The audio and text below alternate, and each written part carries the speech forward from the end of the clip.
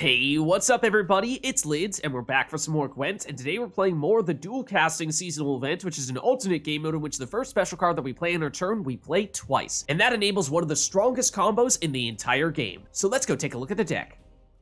So today we'll be revisiting our Skellige Blaze of Glory Infinite Magic Compass deck because it might be the single strongest deck in all of Gwent in any event. It is ridiculous, and the possibilities are quite literally endless. How does it work? It is all based around the Magic Compass, which is already an incredibly powerful card because if you get 2 or fewer cards in your deck, you can play any legendary Skellige card that is not in your starting deck. And so we don't have many legendary Skellige cards in our starting deck, which means when we play this Magic Compass with 2 or fewer cards in our deck, we can get just about anything we want. And that means that if we, in this event, are playing 2 Magic Compasses every time we use this, then suddenly we can get even more of that value. So much so that we can even infinitely trigger this combo by thinning out our deck, playing Magic Compass, and then using Lippy, which is not in our starting deck, so we can create it with Magic Compass to switch our graveyard with our deck, and then have a deck that is composed of a whole bunch more Magic Compasses, because for every Magic Compass we play from our hand, we create 2 in our graveyard. So that means with every flip, we get more Magic Compasses, and that means more Skellige Legendary cards, and basically unlimited potential, because you can get as many Skellige Legendary cards, any variety you'd like, which means whatever the situation is, you have an answer. So it is unbelievable how effective this combo is, and really the only limitation is your imagination because there are so many ways you can play it. So this time around, what I'm going to focus on is maximizing the number of times that we convert our graveyard into our deck, do a quote-unquote deck flip, because again, every time we play Magic Compass, we create 2 copies in our graveyard. So basically,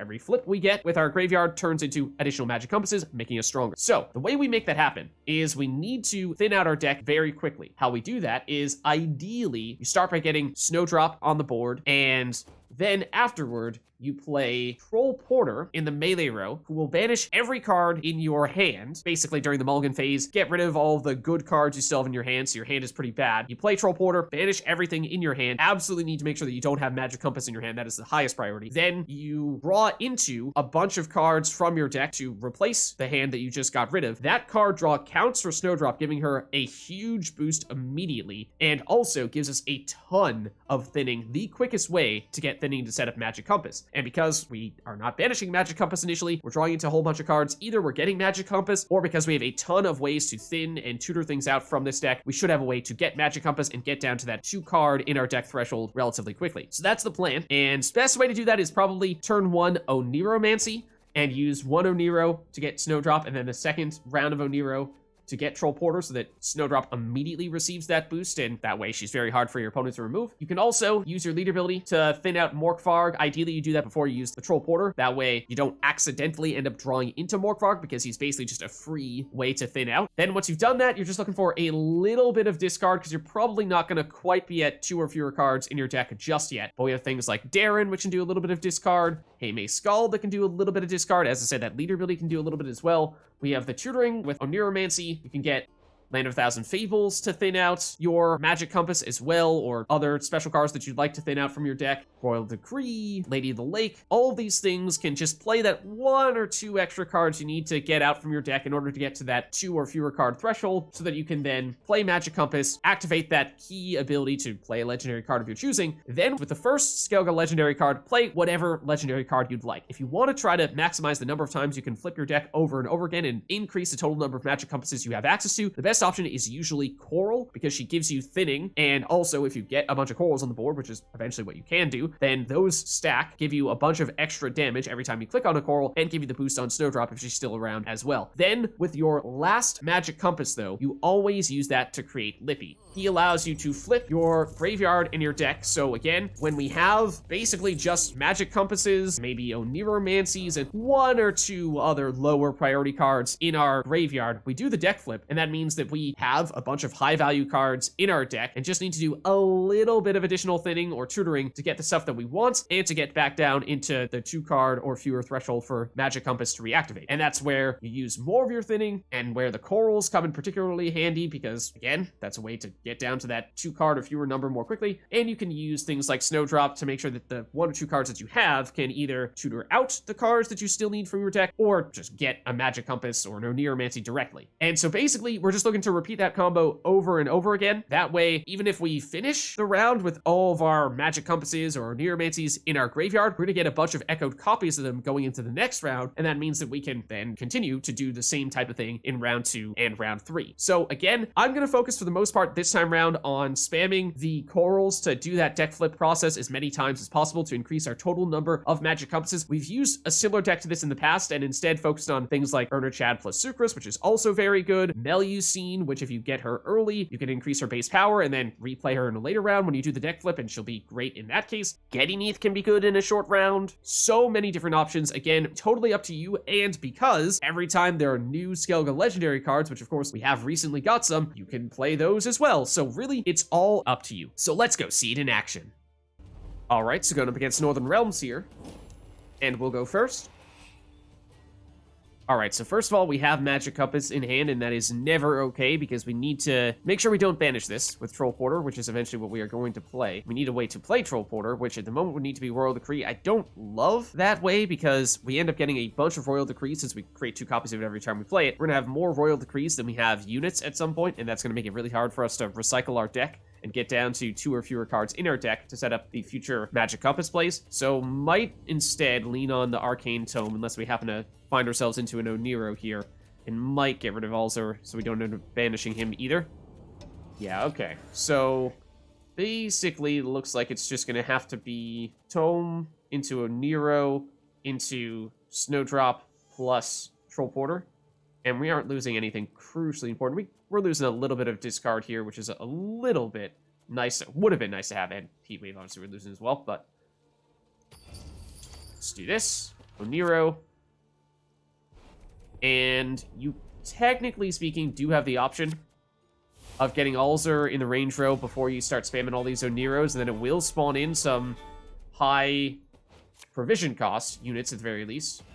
Now we're going to discard everything in her hand, draw into a bunch of cards. That's going to give Snowdrop a huge boost, so she's going to become a powerful engine for us. If we were on red coin, would have liked to have used leader ability first to get rid of Morkvaarg, because that's our best combination with our leader ability. But not going to work out here when they don't have anything on the board, of course. We do draw into the Magic Compass. We need to get rid of 1 card in our deck before we can really use it, which again, if we were able to use Morkvaarg turn 1 would have been great for that purpose, but they aren't even going to have any... well, with Amphibious Assault, they will have some units here, I suppose. Okay. So that at least means we could use leader ability here, and the Arcane Tome... mostly just needed it for our first go-round. Do we even have stuff in here anymore? We do, but we don't really want to be getting Dimeritium Shackles because that's going to load up our graveyard with 2 specials that do not contribute toward our combo. So, more than anything, I think what we're going to do here is... we might go straight into a Snowdrop, or rather, since we can only use 1 copy of that, we'll go... first scroll into Skald for discard. Do we have any other sources of discard in hand? Tutor. This again gives us that card in our deck that we don't really want. So yeah, I think it has to be this into Skald. Put Morkvaarg back into deck. Use Morkvaarg. Hit you. Now we actually can go into this. I'm gonna get Coral. And then we're gonna go for Lippy, range row, do the deck flip. And so now that means, we actually might have even been able to consider using the Arcane Tome there, but now it's just Oneiros and the Magic Compasses in our deck, so that is a perfect deck flip in that way. We have just the best cards in there, and we should be able to get back up to the 2 or fewer cards in our deck pretty quickly and easily to set ourselves up for future deck flips. Deliberately did not use Coral or Snowdrop. We have some risk that she goes down here, Coral, but the more Corals we have on the board, the more effective they are, because the damage stacks for each order you click. Every Coral deals damage, and that is going to be the card that we try to create extra copies of with future Magic Compasses. So what we need to do here is probably, well, yeah, we need to get some of these things in hand and get rid of some of these lower priority stuffs. But Skald actually is pretty darn useful for that, because we can draw a card, discard this shield, which will automatically banish itself from our graveyard when we do so. So that's a great way to remain efficient here, not load up our graveyard with stuff we don't really want. And then we can also do this stuff if we absolutely need to. So let's go here. We know we're going to get one of the high value cards. We'll discard you. That's also a good card to discard here. So sure, since there is some risk that you're going to go down here. And at this point, sure, why not? And we'll get rid of you, and we'll get rid of you. So now we are already back into Magic Compass range. And they got rid of one of our corals. That's fine, because we're about to deck flip. I mean, it is one more unit in our graveyard when we are about to turn our graveyard into our deck, so it means our next deck flip is going to be slightly less efficient, but we'll be able to draw into coral, and that's one of the reasons why coral is the card that we are creating, is because when we play coral, it gives us more discard, and even if she is a unit, she helps us thin. Alright, Battering Ram. So now we can go and create some corals, and then we're going to go double coral, single coral, and last one will be another lippy, then we'll do another flip. So at this point, we'd like for them to not really destroy much here. At least not until we do our flip. So that we can more effectively set ourselves up for an efficient flip here once again. So as you can see, this graveyard's getting a little crowded, but it's going to start to get crowded with things like Magic Compass and Coral if they destroy them. So again, I'm not going to use Coral here just yet, because we don't really need to be discarding this stuff. We prefer to discard after we do this flip, so we can more easily get down into the 2-card in our deck area and potentially draw into those Magic Compasses.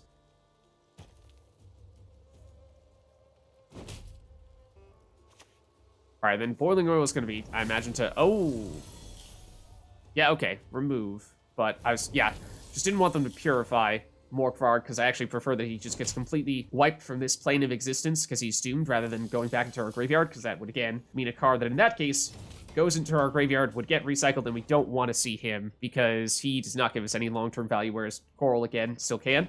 So we knew that there's a chance we're going to lose a Coral there. Let's see, this was our second Compass, right? Okay, so this is going to be Coral, and then it's going to be, after that, Lippy. And then we can use the corals, because we'll have done our flip. So now we have 10 cards in our deck, 4 of which are Compass. We still have the 2 Oneiros here. It's not a bad pickup with Arcane Tome. Maybe we dump Alzur. He does not directly help us. So this is why we ideally would have as many corals right now on the board as possible, and why I do like seeing this coral here. We'll probably end up dropping Royal Decree for that reason. Because, as you can see here, some units, but not a lot. And so if you load up on a bunch of Royal Decrees, then eventually those turn into bricks. They're going to pass. Which is fine. We'd like to continue to do this because we've been pretty efficient thus far with all of our deck flips. And we're getting closer to drawing into these Magic Compasses and continuing the process. But we can, of course, draw 3 cards going into the next round. And that makes it a little bit easier for us as well. So, sure. We'll take the round 1 win in that case. And we draw into a Lady of the Lake. That's fine, because that gives us access to either Oneiros or the Compasses that are in our deck right now. Coral might end up being what we target with Oneiro, so let's just get rid of the Dimeritium Shackles. Oh, and Seagull is also not really something we want to see.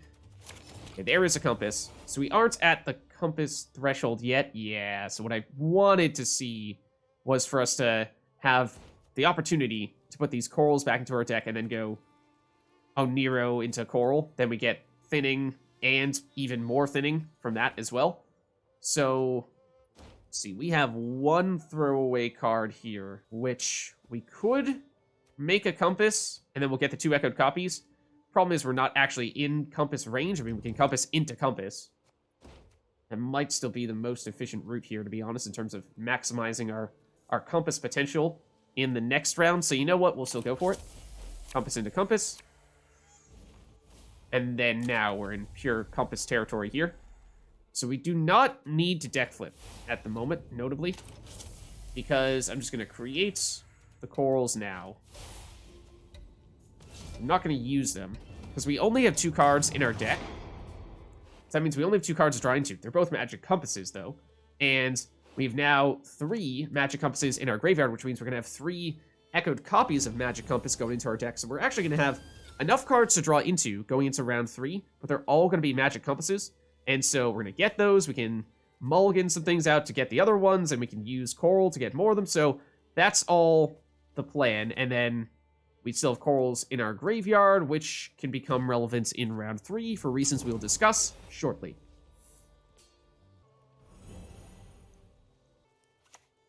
All right, they're going to go bombardment. I mean, it doesn't really matter if they destroy these corals at this point. It is going to be enough damage for them to catch us, though. So they'll win round 2. All right, so as I was saying, it's a whole lot of magic compasses here. There's 3, and there's 2 more, and we have 2 cards in our deck, which means that we are immediately into magic compass range. So if we mulligan 2 cards out here, then that means we don't really need any additional thinning or tutors or anything like that. So I think we'll dump Arcane Tome to get 1 magic compass. These Oneiros will still work, though, because with our last magic compass, we'll use Lippy to do a deck flip, and then all the cards that we played that are in our graveyard we can use to tutor out with Oneiro. So do we need corals?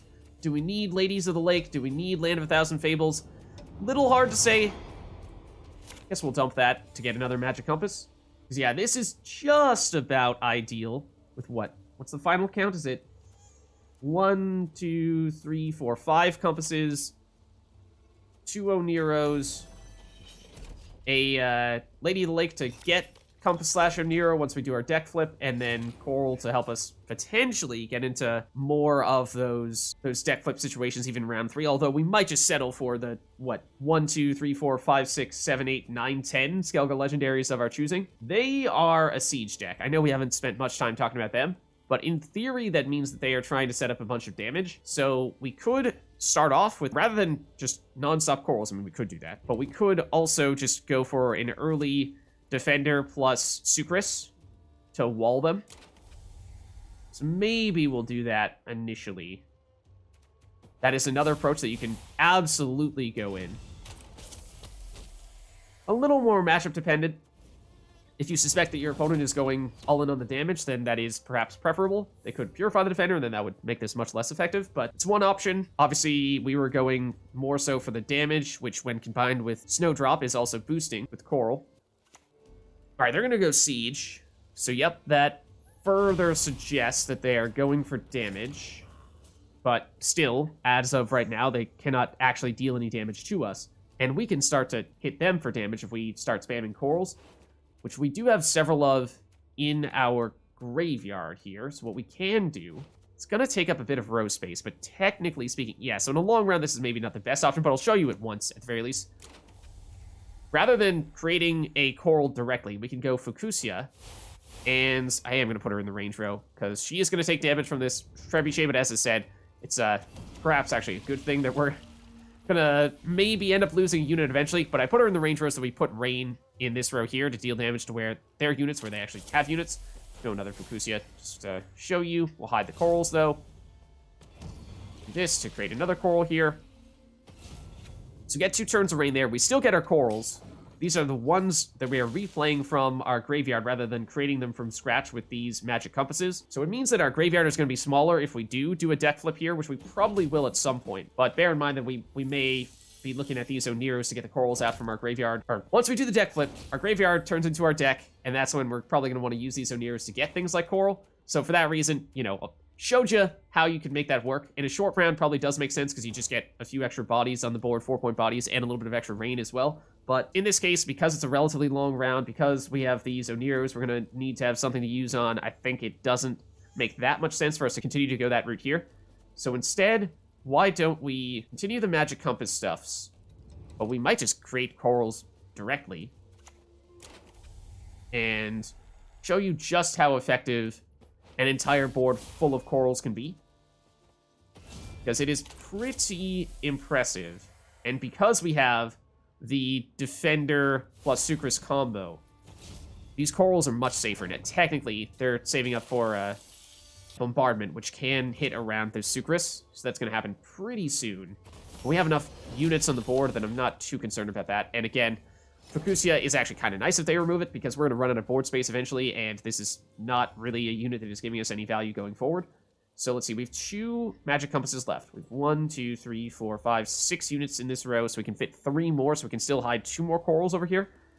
And we have some corals in hand as well. We might end up discarding corals to put them into our graveyard, so when we flip our deck, we can get them with the Oneiros. It starts to get a little confusing keeping track of all that stuff, but getting a little ahead of ourselves. So we can still go for more corals. Again, I'm not pressing their order abilities yet, because the more corals we have on the board when we press the ability, the stronger they are. Initially, they would just be 2 points per order, but when we have 1, 2, 3, 4, 5, 6 corals on the board, it's 12 points per order. And so we actually have enough damage to remove what might be their entire board right now, but they're probably about to trigger that bombardment. So we'll see if it's enough to take out any corals. Yeah, it's going to trigger bombardment. They do have a fair number of siege engines. It's going to hit reasonably hard, but my hope here is just that we have enough stuff on the board that it's going to get spread around enough and not do much in the way of removal, especially if, I mean, we obviously just hope that every single one hits that Covenant of Steel and doesn't actually do anything, which is kind of what ended up happening. And it was also not the first special card they played on their turn, so they only got one copy of it. They got the double Amphibious Assault. So, I mean, it's tempting to break out the corals here. 1, 2, 3, 4, 5, 6. We could play another one here, completely fill our melee row, and then just spam like crazy. Granted, yeah, we actually need to do our deck flip before we do the corals, because you need to have cards in your deck for a coral to work. Otherwise, you can't draw the card. You can only discard if you draw. So, all right, we'll play this one from our hand. I was considering... we'll tell you what. No, we'll go Magic Compass, we'll create a coral, and then we'll do the deck flip. That's what we'll do. Once we have done the deck flip, we are going to be able to use the corals. Because now we have 22 cards in our deck, which would normally mean we are way out of the compass range. However, we have 1, 2, 3, 4, 5, 6, 7 discard right here from these corals, 2 more from these corals, tutoring and thinning from these Oneiros. So it's actually, and tutoring and thinning here as well. So it's not actually as far away as it might seem. But we're, I think, about to test this theory. Okay, so again, they are going to get a bombardment. We have a lot of units on the board. It's also not the first special card they're playing on this turn. We do not lose any corals. And this is still an issue for them. Yes, now they have damage to adjacent units with Foltest Pride, which is what they're going to try to do to break through and destroy Sucrus. Which they can damage a little bit further here. They're really committed. They could destroy him on this turn. But we're about to just spam coral nonstop and wipe their entire board. Or not quite, but very close to it. They go for it? No, they don't go with the last turn of it. Okay. So we could play another coral and then spam. Technically, getting Snowdrop on the board first would be nice. So tell you what we'll do. We'll go... Now that we have a whole bunch of units in our deck, we will use this to get Snowdrop. She will get boosted from all the corals, and then we'll use it to get another coral as well, because I think we had one. Yep. So now we just go absolutely bonkers. Fukusia is fantastic, as is Magic Compass, but I think we'll get rid of Coral, or we'll put Coral back into our deck, because we can potentially draw back into her. Might get rid of Fukusia as well. Okay, now we just go crazy with this. This is a lot of damage every time we discard. Gonna discard Fukusia. I know, she's usually great. She's usually great. Okay, and just because it takes some time and we do have some highly valuable cards in here, we'll hold off a little bit on the other corals, because it does take a long time for all those animations to trigger. They will break through the Sucrus, so they will now be able to destroy Covenant of Steel if they would like to. But it's gonna prove a little bit tricky. Yes, they can probably do it on this turn. The question is, will they have enough damage to mess with our corals afterward? So that's what they really need to do. They might just barely. Let's see. Snowdrop's going to tank a bit of the damage as well. Then with the cooldowns, they can destroy, but they can't do anything else on top of that. Okay. So we can play another coral if we really want to, and get even more, but we could also Oneiro into double coral here. I'm deliberately loading melee row even now, because if we are going to Lippy, then we're going to want to keep the range row pretty empty. Now we do this. And we're probably going to discard this coral, to tell you the truth, or whatever we draw into. So we have so many corals. We have a row full of corals plus 1. So we have 10 corals on the board. It is 20 points of damage every time we click on a coral order ability. Try to click on the ones that have lower power in case they get destroyed. Snowdrop gets boosted by 2 every time we do this as well.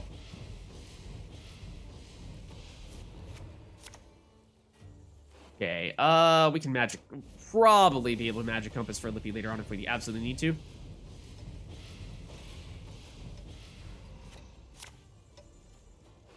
Probably, right? Maybe. I mean, their entire board is now going to get destroyed, for what it's worth. We have more damage than we needed. We still have corals left. So we'll see how much value they can get out of this Amphibious Assault. But that Battering Ram, sure, it's going to get the boost, but it's not big enough. They realize there's just no way they can stop all these corals, and so they forfeit. All right, so going up against Scoia'tael here, and they'll go first. All right, so we have Troll Porter in hand, so we can certainly use that, but we absolutely do not want to banish Magic Compass. That would immediately brick our deck, so we need to get rid of that if we're planning to play Troll Porter from hand.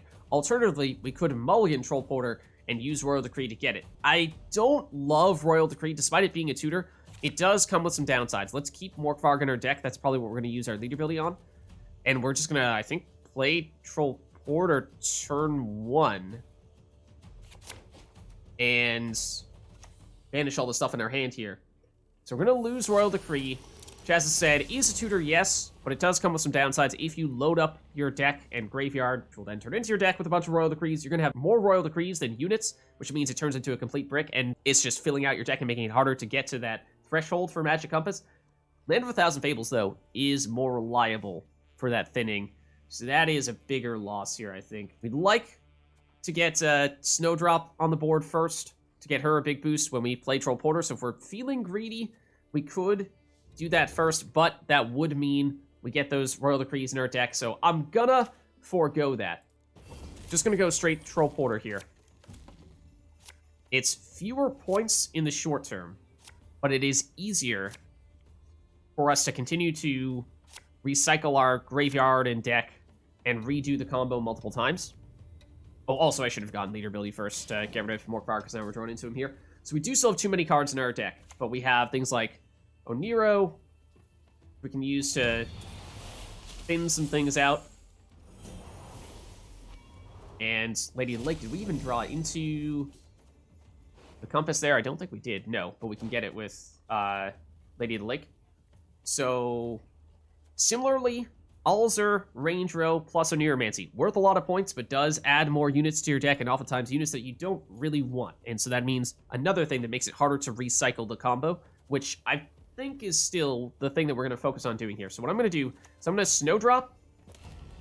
If you can save Snowdrop for after you've done that recycling, it's useful, because that is a way to help get yourself back down to the cards you need to set up the Magic Compasses. But what I'm going to do here, okay, well, there is Magic Compass. I'm going to put Morkvaarg back into our deck, and I might still put Magic Compass there as well, because Lady of the Lake into Magic Compass is a nice way to give us additional thinning,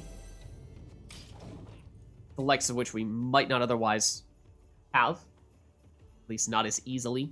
Okay, Vanadane, we want to find something to use Leader Ability on again. Turn 1 probably would have been best, but in the interest of thinning one more thing out before we start doing more flipping stuff, I think we're still going to have to go for it here, and it's not really going to remove anything unless we're going for the tree end. That doesn't really accomplish anything. So why don't we just do this? Morkvaarg, hit something. One of these two, or I mean, technically all those are potentially engines. You get the Doomed, which is actually really nice, because that means you won't come back out, or you won't go into the graveyard, and therefore won't continue to get recycled over and over again, which is why that's very much our preferred target. So, still too much stuff in there. So this is where we're probably going to have to Oneiro. Let's go Derran, because Derran can discard more things. We use him to discard something we don't really need, like you. And then maybe even just Heatwave. Aquin? I mean, she's kind of already done her thing, but still. So now we're at 2 cards in our deck, which means we can go ahead. Yeah, I mean, it's pretty obvious with the Vanadane that they were going to spam Waylay, so I was tempted to Heatwave him, but opted not to. So now we can go Lady of the Lake into Magic Compass and chain those. So let's go that route.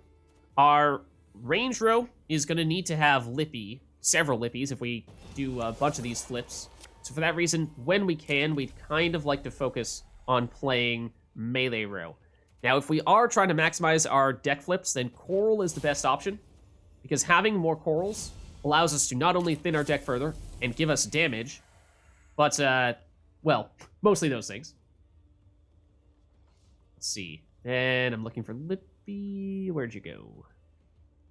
They are ordered by provision costs. If you're finding yourself trying to track down those cards. Okay, Waylay again, and granted they're going to go after Coral. Really wanted this. Really wanted that, because now we are lacking in thinning. That was our best option there. So we have a bunch of Oneiros and a bunch of Magic Compasses. We wanted any of those or Snowdrop would have enabled us to get to the cards we need to now, whereas at the moment, that is not a luxury we have. So that really stinks. May even need to pass here, in fact, because otherwise, I mean, sure, we can play a normal match, but that's not really what we're looking for. We're looking to draw into these Oneiros and Magic Compasses, which we would have done, and then gotten back down to the 2 or fewer cards in our deck threshold to repeat the process over and over again, which we were close to doing, but we needed just a few more things to enable us there. So, well-timed damage on their part, but we do need to cut it here.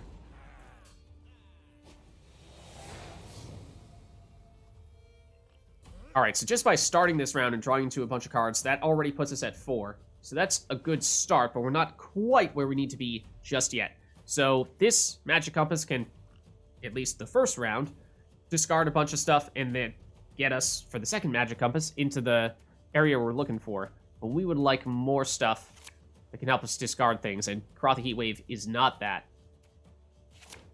Oneiro does help us thin. Okay, so that's what we're looking for. We're going to go Oneiro, possibly into another Oneiro, and Pellar, Shieldmaiden are going to be the things we target with it. Or, in fact, we're going to get Snowdrop, and use Snowdrop to get the other Magic Compass directly into our hand, because we want to be playing Magic Compass directly from hand. That way it's the first special card that we play in our turn, and we're getting an extra copy of it. Otherwise, if we tutor into Magic Compass with Oneiro, it's just one Magic Compass at the end of the day, and that's not as good, because we're trying to increase the quantity of Magic Compasses, which is ultimately the benefit of doing all the deck flips. Yeah, we could Snowdrop right now, in fact. Well, it's not guaranteed that we get what we're looking for. Yeah, so in truth, we should first Oneiro. And we don't even need to do this Oneiro, to tell you the truth. Yeah. So we can get that with Snowdrop on our next turn. So we go Oneiro into... Do we have anything we need to purify on their side? Kind of. Purify you again. Gonna go melee row. It is technically slightly preferable. Alright then, Bountiful Harvest.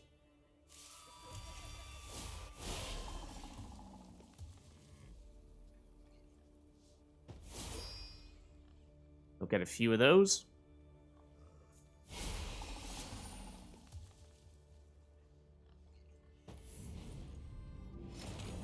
Alright, so now we're going to Snowdrop, and that's going to give us access to both Oneiro and Magic Compass, and we'll just put some other junk back into our deck. We could have put Alzur on the board first and gotten the extra unit spawned when we played him. The reason why I didn't do that is, again, I'm trying to focus on prioritizing flipping our deck as efficiently as possible. Already not perfect, but that was in large part because they had enough damage to slow us down in the previous round, and it's certainly still doable here. Snowdrop technically could be in either row, so we arguably should have gone melee row there. Won't be a huge factor if it's just her, but let's put back, at this point, Wyvern Shield and Hermit. So now we have the stuff we're looking for. We have both Magic Compasses directly in hand, and that means we can play them, and because we have 2 or less cards in our deck, we will be able to play any legendary card we'd like, which, again, if we're trying to maximize the number of times we can do this, then the best option is typically going to be Coral, because it helps us get down to a lower number of cards in our deck with the discard and gives us damage, which the more Corals we have, the more that stacks up. Okay, it's Oneiro for them. Into a Hamadryad. Some more Symbiosis setup. And, okay, they are trying to set up the Seers as well. Obviously, we could go after them, but again, the more things that we play that are not directly contributing toward our combo, the more stuff we have in our graveyard that makes it harder for us to continue to sustain that combo repeatedly. So that's why, although it is very tempting, I'm not going to do that on this occasion. And instead, I'm going to go into Magic Compass, and again, I'm going to focus on the corals. We will get damage from this. It's not going to be targeted damage, however, and ideally, I would wait to use the coral abilities until we have all of our corals on the board, and on our next turn, we are going to get one more from this Magic Compass, and the next one's going to be Lippy, or the second copy of this Magic Compass is going to be to get Lippy. And there's the setup they were looking for with the Elven Seers. They are going to flood their rows with a lot of 1-powered, or 2-powered now, Treants, though. It's not that helpful for them. Okay, so I think they're going to try to possibly pass on their next turn. They did play one more card than us in round 1, so I'm not too concerned. And in fact, you know, if we set this up properly, then we can be potentially multiple cards down and still win in round 3, because we're going to have a bunch of Magic Compasses in our hand and just be able to spam non-stop legendary Skellige cards of our choosing. So first one's Coral. You can get one more of those. Again, that's why I didn't use Coral on our previous turn, because I knew we were about to get another one. Now we do need to go Lippy, though, to do the deck flip, wherever you are. Oh, Lippy. There you are. Okay, there's the flip. Now we use Coral. Let's discard stuff that is not critically important. Here's where the damage is going to come in. Technically speaking, since we are getting more Magic Compasses, we will eventually be able to do more deck flips and potentially make more corals. So, I know it's tempting. And that is theoretically our best source of tempo here. Alzur plus Oneiro, but we're close enough now that if they were to pass, I think we're still feeling okay. All right, and they will pass. Sure. All right, so we have 9 cards left in our deck. This is where, yeah, like we could tutor out a coral right now. What we really want to do at this point is, won't take much for us to catch them. They do have a little bit of boost coming from this Vitality, but we're pretty close right now already. So if we go Oneiro, might get Coral out just to play it safe, but otherwise go Oneiro into Derran probably for even more discard, or even Troll Porter if you don't have important stuff in your hand. That is a very strong consideration. Just get rid of all the junk that you have remaining. But I think we're going to go Oneiro into Coral, into other Oneiro just to maximize thinning even further, and go Derran. And then with this Derran, I think it's okay to get rid of Lippy here. Do this to be extra certain. I'm going to dump Heatwave, actually, because these things can all help us thin, whereas Heatwave cannot. Heatwave is counterproductive in that way. All right, so we have caught them, and we'll be on 4 cards apiece going into the next round, but we will have a lot of setup fairly easily for our compasses. All right, so we draw into a whole bunch more of Oneiros. Then if we check, our deck should be 3 Magic Compasses, which is also very nice. So we can get one of them with Lady of the Lake, and let's get rid of Arcane Tome, because we can just get a Magic Compass directly. And, well, in that case, do we get rid of an Oneiro to get a Magic Compass? Because that might actually be preferable. I'll tell you the truth, I think it probably is. Or it's Oneiro into Magic Compass. Oh, we get Troll Porter. Okay, that's not what we wanted, though. Definitely don't want to be banishing all this stuff. All right, so yeah, we are slightly above the threshold we're looking for because we have 4 cards in our deck. So again, it is very much dependent on how much other random junk ended up in your deck or graveyard and subsequently in your deck. So I think we will, on this occasion, still go Oneiro, Magic Compass, Magic Compass. Yeah, that's what it is. So Oneiro. And that gets us down to the threshold we're looking for. So now what we can do is we can go Fukusia and Fukusia, and with them, replay our corals to set ourselves up once again for even more damage, even more thinning. So if we do try to deck flip one more time, we can still get, potentially, even more magic compasses. But we're going to want to deck flip at the very least to set up these Oneiros, because right now we've basically nothing to tutor with them, right? So they're pretty much bricks. But once we get at least one Lippy out here, then suddenly they become much more potent. And we have already played a bunch of Skellige legendary cards, so we should have a lot of valuable stuff in there, although we're also thinning our graveyard by using Fukusia. So that is also a reason why Magic Composite to Fukusia is nice. It's too early for Sucrus plus Urnichad, but that is another thing that, depending on how many cards you have left in your hand, you might want to consider doing. Technically speaking, we could go Sucrus into Defender here, and then on our next turn, Sucrus Urnichad would be an option, although then we would be lacking the Lippy to deck flip one more time. So, yeah, not loving that. Not loving that option. But, yeah, let's just go. We'll go all in on the corals and Fukusias in that case.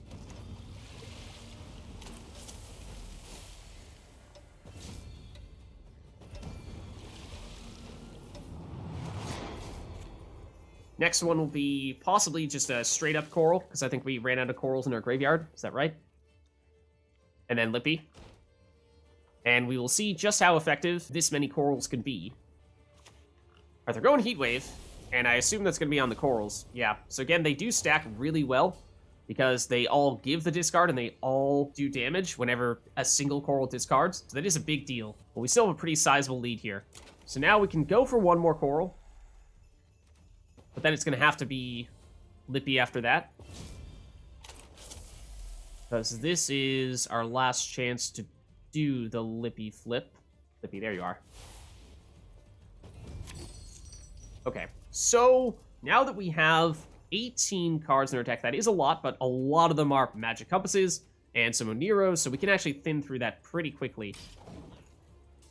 So I'm going to still hold off on the corals. They might have some removal for them, but if we can go Oneiros, okay, and they probably will with Simloss.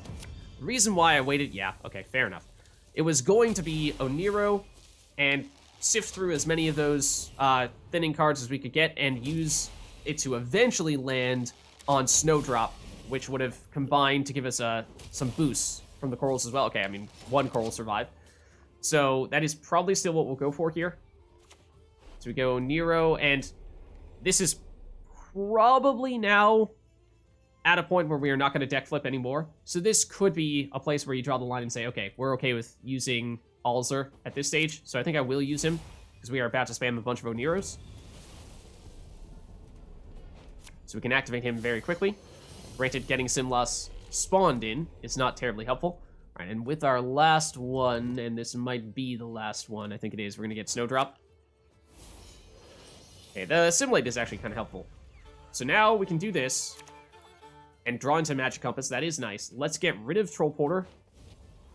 If our hand was terrible, we could have theoretically used it, but our hand is actually pretty good. Use you to get another Magic Compass. So again, I'm going to hold off on Snowdrop, because, I mean, technically, I guess we could have used her and just put back the cards that we draw into, because we have what is more or less the best combo here. They're obviously going to go after Snowdrop. That was really the only boost she was ever going to receive.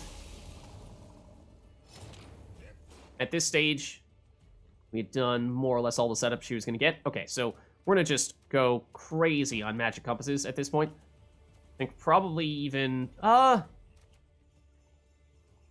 is it preferable to go Oneiro into Magic Compass at this point, or go straight into Magic Compass and try to chain Magic Compasses?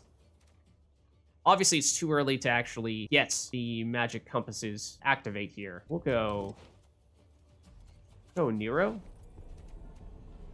We're going to thin with the Magic Compass in our hand. We're going to thin with the Derran.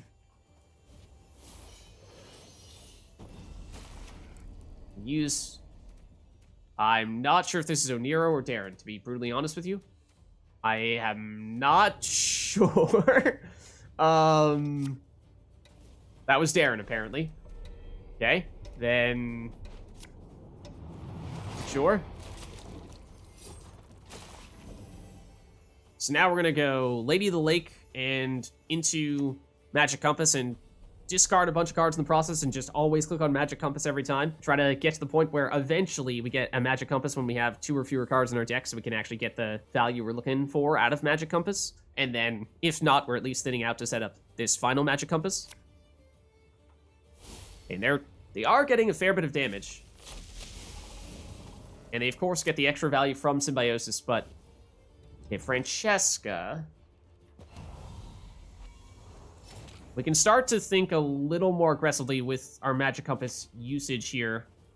If we can get this to trigger. Well, that's what I mean. We have a lot of Magic Compasses. But I'm just going to click on Non-Stop Magic Compass until we thin out to the point where we have enough for them to actually activate in full here. We are close to doing. Is that the case now, or did we need... Yeah, I think it is now. Okay, so now we could remove Francesca. Or we could... I mean, Heimdall is not bad. Nor is Wild Boar of the Sea. So we can think more short-term here. Actually, what is best in this specific round. Tell you what. I mean, Camby is actually kind of intriguing. But we'll go Wild Boar of the Sea. And we'll go also Wild Boar of the Sea. Might not have enough time to play the second one where we want to play it. But we shall see. There we go. Nice. Okay. So, cleared out a lot of the stuff they were trying to build there. Didn't specifically target Francesca, but felt like it was more worthwhile to go after all the little stuff they had spawned in, and we have another Magic Compass here as well. We could have gone Sucrus plus Ernashad, but I'm not necessarily sure that's the best approach against Symbiosis in particular, because I can still spawn in some stuff to work around it, at least to a certain extent. And at this point, I think it'll be difficult for them to catch us. They have used a few Bountiful Harvests, though, haven't they? Didn't they use some earlier? So... Not sure we've seen what's been the recipient of all that hand buff, and therefore that last card could still be kind of big. We cannot use Camby on this occasion because Camby only works if we also have a card to discard, and we will not. So we can't get rid of their last card and prevent them from playing their last turn on this occasion. That unfortunately will not work. But we could still Sucrus Ernachad. Not sure quite how effective that would be, because if they have done a whole lot of hand boosting there, then might still be big enough to avoid getting completely destroyed by it. But otherwise, again, Heimdall or Wild Boar of the Sea is reasonably effective when they have a large number of units, which they do. So we could go for another double Wild Boar of the Sea. We could go... They have one unit that's really highly boosted. Not really, so... Morkvaarg Heart's Hair, not amazing. Heron Kaduk to get a Bear Witcher Mentor if they had a bunch of damage cards, but I don't really think that they do, is also a decent option. I think we're just looking at another double Wild Boar of the Sea here, though. I think they've gone wide enough that that's still the best option for us. I think that's still the best option for us. Either that or, again, Sucrus plus Ernachad. But I think this might still be a pretty large unit, unless they were doing hand buff when they didn't actually have a unit in hand, and that's actually a special. It's Gord. Okay, I mean, he is going to be pretty big, but I don't think that's going to be big enough. So we'll hold on for the win. Alright, going up against Nilfgaard here. And they'll go first. And for reference, this is Enslave 5. And let's take a look at our hand here. We have several things that we would like to keep in deck or get out immediately onto the board. Snowdrop, Oneiro, Land of Thousand Fables, Arcane Tome, possibly Alzur, though that's a little more optional. So let's use... I think we'll use Oneiro. We're probably going to have to get rid of Alzur because we have enough high-value stuff in our hand here that we can't really afford to be keeping Alzur because he is a luxury, not a necessity, and he actually has some pretty significant downsides. Linus suggests they're just going to go all out Assimilate. And so the reason why we're keeping Alzur in hand is because he's about to get banished, because we're going to go Oneiro into Snowdrop, and then from there into Control Porter. Technically, we probably should have Morkvaarg first against Glynis. Wouldn't have been enough to destroy her, but we might end up drawing into Morkvaarg here, which is unfortunate. We can put it back into our deck with Snowdrop, but it's still a little inefficient there. See, okay, granted, I was about to say, maybe we lucked out and didn't accidentally draw into Morkvaarg, but alas, we did. And so now you see we don't even have anything in our deck that we can use our leader ability on, which is why Morkvaarg is there initially. So especially if you're on red coin like that, just use Morkvaarg immediately. It's generally the way to go. Okay, we'll see. They using the practitioner for the Assimilate, or the order ability, or some combination of the two. Because this is looking very much like an all-out Assimilate deck. So, yeah, I mean, we'd love to have Morkvaarg in deck right now and just remove something that is actually in removal range. We could use Snowdrop to, well, actually, we could Skald Morkvaarg. Then he's going to get discarded. He's going to come back out. So we get the thinning. We get him back on the board. We still have not addressed the whole we don't have anything we can use our leader ability with aspect, but we can, after doing some deck flips much later on in the round, we can potentially still make that happen. So maybe we go that route. This is actually also a pretty good card to discard here, because that immediately gives the shield to the Skald. So I'm actually... Sure, we'll go that route. Because we don't like adding extra stuff to our graveyard. Because that means every time we do our deck flip, there's these cards that we don't actually want to have, that we need to sift through to get back down to 2 or fewer cards in our deck. So by just completely removing that shield and giving the shield to the Skald, that means it's a little bit more efficient every time we try to deck flip. And yet, so it's looking like pure Assimilate here, which I think is fine. They're going to put up a fair number of points, but, I mean, we do have a Heatwave in our hand, so we can eventually do some banishment. But we're going to wait on this, because that's another card that, although it is powerful, is something that makes it less efficient to sift through our deck, drop down to 2 or fewer cards. So it makes it more difficult for us to do our various deck flips. Or makes it more difficult for us to do that, rather. Did I say less? Alas. Okay, so now we need to remove 1 more card from our deck, and if we have a way to play Magic Compass from our deck, and we do, then that will immediately get us to the threshold we're looking for. So we could Snowdrop, and we have a 66.6 repeating, of course, % chance of getting the card we're looking for. But, I mean, actually, if we get Lady of the Lake, yeah, I'll tell you what. We'll do it. I'm going to put Magic Compass back, and then I'm going to use Lady of the Lake to put it back. Now I'm going to do this. Unfortunately, the engines we wanted to remove are now out of removal range, but we at least get Morkvaarg out. Then we can do Lady of the Lake into Magic Compass. First, it's going to be Coral. Then it's going to be Lippy.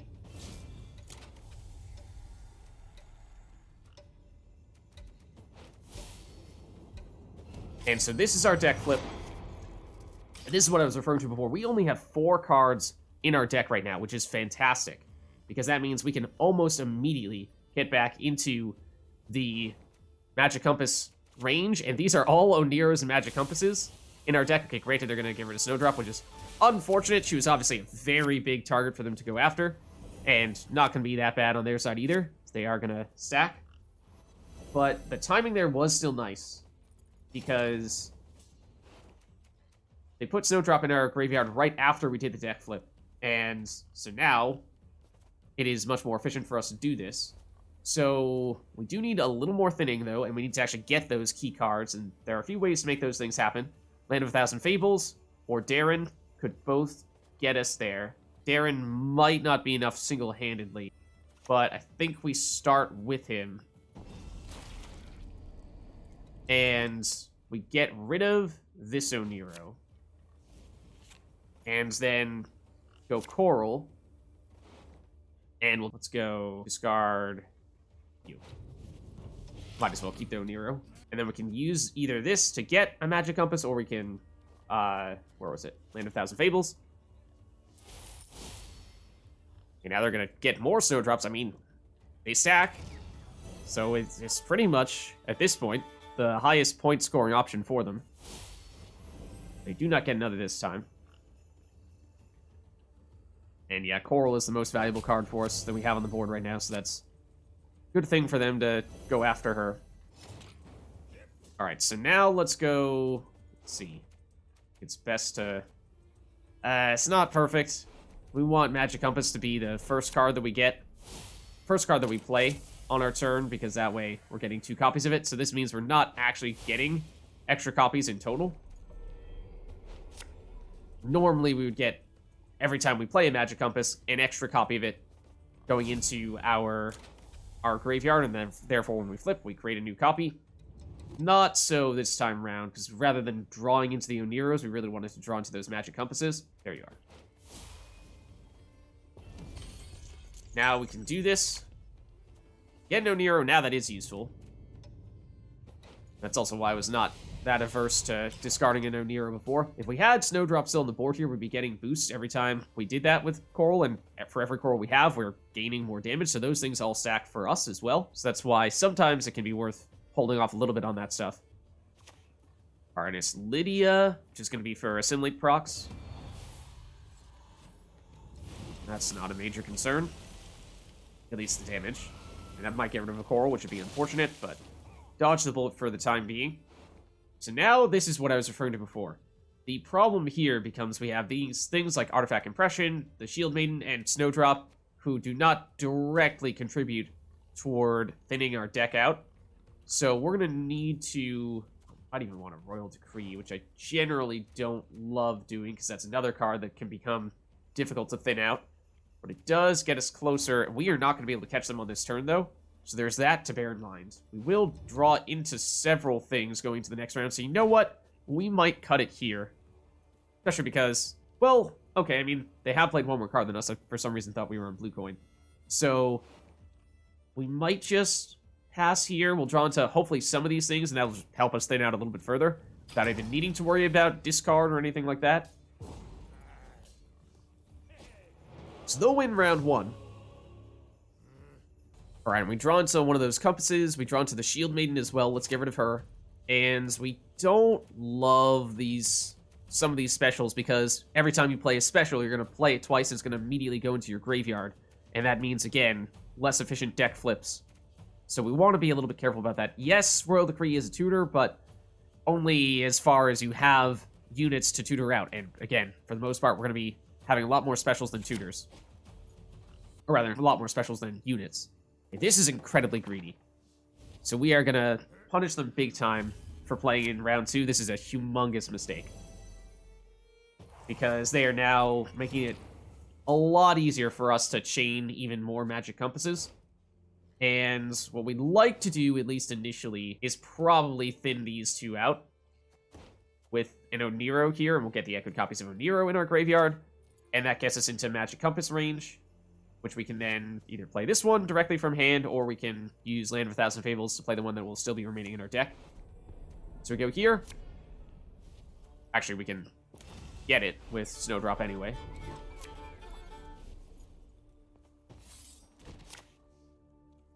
Just do this. And we'll dump you, and we'll dump... or maybe just all the lock. They put the Veiled one on? Yeah, they did. Okay, I mean... worst comes worst, we Heatwave, right? Alright, it's Fur Cart. They're going to put the... or try to put the Spawning on Snowdrop. And then... Food Graw her to recreate her. But they did not luck out there. I mean, they will get the Death Blow, so it will still work in that sense. But yeah, this is very greedy on their part. And, you know... kind of a reflection on the current state of Gwent, in that it feels as though people have forgotten that dry passing is a thing, and in many occasions is actually preferable. And in this case, very much, I think, would be the case for them, but alas, they are getting greedy. Okay, so we could use these corals right now. We don't really want to, because we're about to get more with Magic Compass. In fact, we could even have gone Fukusia into the corals we already have in our graveyard right now. Those would get doomed. But I'm deliberately not using these yet. It's a little bit riskier. What is they're enslaved 5, right? Yes, I can't steal these at the moment. But that way, okay, granted, you're gonna damage and then potentially steal them now. So that's the risk we ran. Now you're gonna steal a 1-point coral. Okay, sure, if you insist. What we're gonna do in this case is now we're gonna go Magic Compass, create another coral, and then we're gonna deck flip with Lippy. And when we do that, we're going to get all the corals that we played and gotten destroyed previously into our deck now.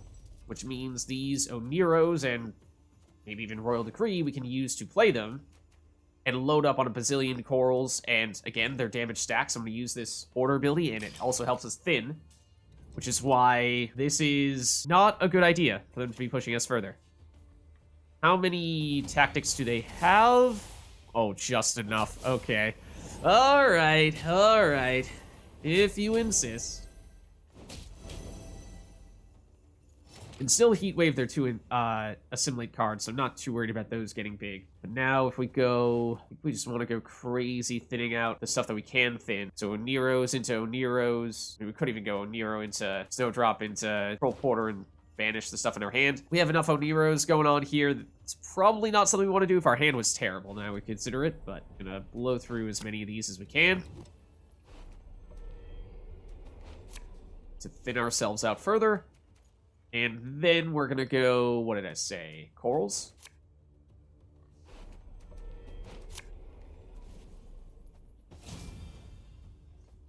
Surely at some point they will run out of control for them. Alright, and it's Oniro. Instant more assassination. Okay, fair enough. We cannot get rid of the second coral this time, at least. Well, we'll see what Imperial Diplomacy gives them. There aren't that many damaged cards, so that is not that good. Fortunately for us. So now we could go Royal Decree and use that to get the remaining, how many remaining corals do we have? Just one? And then we can Snowdrop for the other one, and when we do all the card draw with the corals, then that'll help. Or we can go Nero, of course, and Nero is more flexible, but is also a better card, so it's kind of nice to save it. On the other hand, it's a better card for us to be putting into our graveyard than Royal Decree is, but at this point, I think we're okay with this. We've delayed long enough, so let's go here. And here. And we've held back long enough. So let's do this. I do want the magic compasses, but yeah, we kind of need them. Okay, we're gonna have to get rid of Land of Thousand Fables. And normally I would get rid of Heatwave here. Normally, I would, but I don't think we can. Go Nero is actually preferable. Don't need to rush this Snowdrop and risk getting rid of something we really want here. We are not in Magic Compass range, so we're going to have to Magic Compass and see if we get additional Magic Compasses with it. They're going to try to get rid of Snowdrop here, of course, and they will.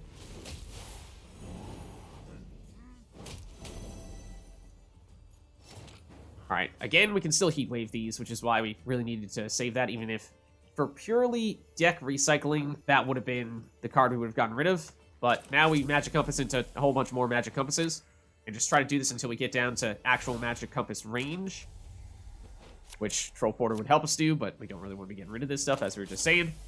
Do we still have card in our... Oh, we had exactly 3. Ugh. Okay, that stinks. Skald might work in that case. If it would, it's not letting me play anything. There we go. That was very confusing. Okay, now we can go for another coral here. Oh, that's okay. Well, I guess we had emptied out our deck anyway. But yeah, I wasn't sure if we were going to need one more discard. Turns out we didn't, but we're going to go coral, Lippy.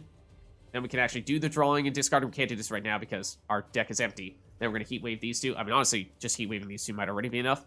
But depends what this Oneiro is going to get. I mean, Defender would be unfortunate just because it would slow us down and make it so we can only get rid of one of those big cards. So that might even be their best option here. No, okay. Let's gonna give them more Assimilate procs of the Nausicaa Sergeant. Actually, no, they haven't lost a round. So that's just a 4-point bounty. And another reason why their attempt at a 2-0 push was very ill-advised. I know they have a big lead here, but I mean, this is going to be over 30 points worth of Heatwave. And this is also going to help us quite a bit. So we'll go another Coral. They will stack. And then we'll go for the Lippy for the deck flip, just so we can actually use those Corals. Our deck is much bigger now, which is why future deck flips are not going to be all that effective. Technically, we'd love if these bits of damage did not hit these two, because we're... Well, I'll tell you what, technically speaking, the preferred way to do this is Heatwave, so that our damage from the corals does not accidentally hit the, I mean, now we don't need to use it, but we'd like to for the thinning. They realize that the 2-0 push was not the right idea after all, as I was saying, and so they forfeit. So there's a look at a Skellige Infinicompass deck for the new dual casting seasonal event. If you liked the video, then make sure to hit the like and subscribe button and leave a comment down below to let me know which other cards, archetypes, and factions you'd like us to experiment with next. Thank you all for watching, and I'll catch you next time.